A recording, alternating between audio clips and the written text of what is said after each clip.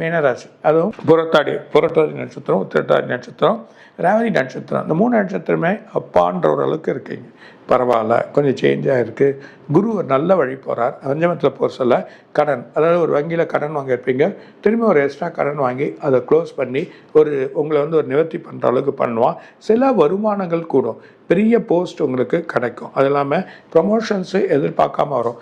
வெளிநாட்டு வேலை செய்கிறவங்களுக்கு வழி கிடைக்கும். ரொம்ப நாளாக க்ரீன் கார்டு கிடைக்கல, விசா கிடைக்கல, இல்லை ஒரு பிஆர்ஓ பப்ளிக் அந்த நிரந்தர வழி கிடைக்கலன்றவங்களுக்கு ஒரு லெட்டர் ஒரு சாதகமான ஒரு நிலைமையை ஏற்படுத்தி அவங்கள வழி பண்ணும். அது இல்லாமல் வேறு ஊருக்கு உங்களுக்கு போகிறதுக்கான தன்மைகள் ஏற்படும். இப்போ சென்னையில் இருப்பீங்க, திடீர்னு ட்ரான்ஸ்ஃபர் ஆகும், வேறு இடத்துல போய் ட்ரான்ஸ்ஃபர் ஆகி அங்கே போய் உட்காந்து செய்யக்கூடிய ஒரு நிலைமை வரும். போஸ்ட் எதிர்பார்க்காது, செய்ய தெரியாத ஒரு வேலை, அந்த வேலையை கொடுத்து செய்யக்கூடிய நிலைமைகள் இந்த பஞ்சம குரு.